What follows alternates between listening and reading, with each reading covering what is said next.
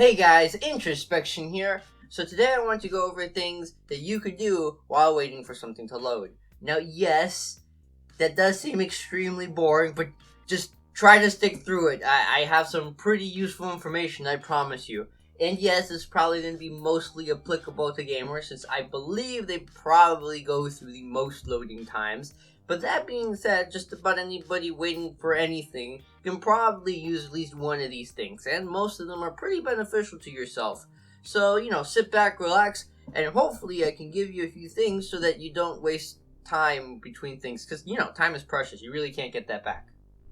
Alright, now we're going to start with how to avoid carpal tunnel. Here's the thing. If you do anything that's repetitive on a regular basis, such as gaming, typing, texting, surgery, bomb disarming, and you are somehow still alive, any of those things can cause carpal tunnel. Carpal tunnel is extremely painful. You do not want to have carpal tunnel, so I highly recommend you avoid getting carpal tunnel.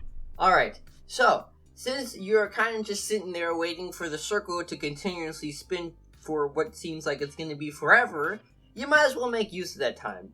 Going ahead and doing regular wrist and hand stretches will allow you to avoid getting carpal tunnel. Unless you're disarming a bomb or doing surgery, in which case I would recommend waiting until afterwards to try to do your hand stretches.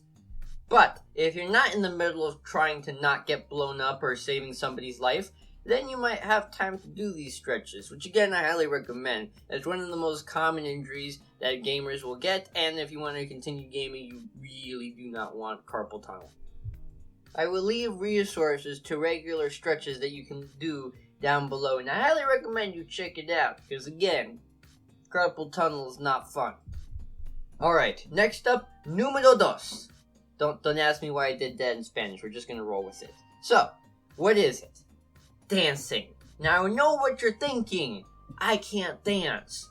Well, I'm gonna tell you, so long as you have one fully functioning limb, you can probably dance. And I know you heard that before, but that's because everybody who told you that before was correct.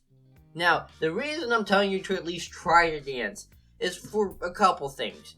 First of all, sitting for long durations is just not the best thing for you, and you're kind of waiting for the loading thing to happen anyways. You're not doing anything else, so you might as well, shake a little. The other thing is that gaming, as much as people like to make fun of it, yeah, it can get a little stressful, especially if you're really, really competitive about it. Or even just other work-related things. If you're doing something that's like the next presentation for your company, you're probably going to be a little stressed out while waiting for the program to boot up or load. So while you're doing that, or gaming, then you can go ahead, dance, and it can get your stress out a little bit. So between getting you up off your feet and trying to relieve your stress a little bit, it can be very helpful. So don't be ashamed. Shake what your mama gave you. Quick side note to something related but not completely on topic for this video. I actually recommend that during some points when you're gaming or working, you actually do the whole thing while standing. Maybe get a standing disc, or hey, if you're using a controller, there's a good chance you could probably just stand up and game anyways. But regardless of what you're doing, I would recommend that you do it from time to time. Obviously, you wouldn't have to do it for the entire duration of ever with whatever task you're doing, but for good portions of gaming or work, probably not a bad idea. Alright, number 3, watching introspection. I hear that guy's a really good YouTuber and the ladies go crazy for him because he's super mysterious. Alright, joking aside, actual number 3, maybe have an audiobook ready. Because during those time periods, it's actually enough time for a decent chunk of information to be spewed into your ears. Of course, you have to have this prepared ahead of time. And hey, depending on what you're doing, maybe you like gaming while listening to an audiobook, or working while listening to the audiobook, it can already be playing anyways. Or you could just have it playing while something's loading because you don't need to focus on anything else. Whichever one you choose obviously matters on personal preference, but you really can't go wrong with either. And of course you can choose between a whimsical tale made by a fantastic mind, or you can be like the cool kids and listen to a book about economics. Now regardless as to whether you choose to be entertained or informed during the time period you're waiting for that stupid game or program to load up, it's not a bad use of your time. And for the final one, dynamic stretching.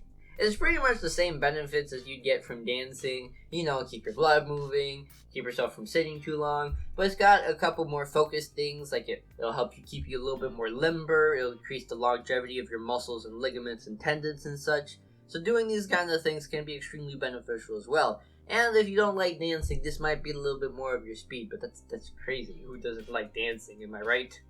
Now, like the wrist stretches, the dynamic stretches will be in the description down below. Now, of course, you will not be limited to just these. If your physical therapist, doctor, or chiropractor tells you should do other stretches beside or in addition to those stretches, then you should do those as well. Point is that you do one of those during the time period you're waiting for something to boot up. Now, a reaction to this video might be, "Duh, this guy is so impatient. Just wait it out, it's only a couple minutes, man." And look, don't worry, it's not a matter of me complaining that things are taking too long. I'm well aware that people will flip out just because it takes 2 seconds longer than they originally expected to load something.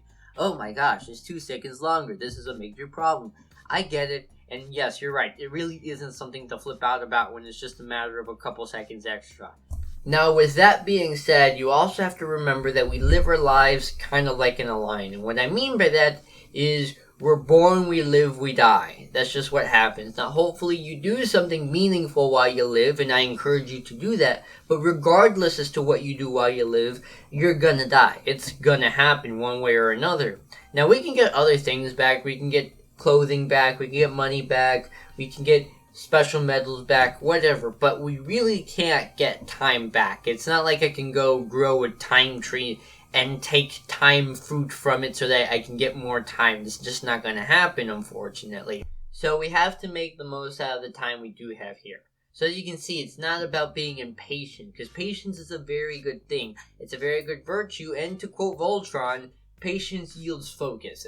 Now, I'm aware that doesn't come from the original Voltron, but my point still stands. There's even a good chance that I'm going to make a video in the future about patience. But you also have to make the most out of the time you have. Now, that doesn't mean going crazy doing stuff every second. That's just not sustainable. But I figure that you're kind of sitting there bored, waiting for something to happen anyways, and you're not really doing anything else, so why not make some use out of that time? Well guys, that is it for this video. I hope you enjoyed it. Make sure to hit that subscribe button and that bell button. I post every other Sunday. And until next time, hear nothing and listen to all. Bye guys.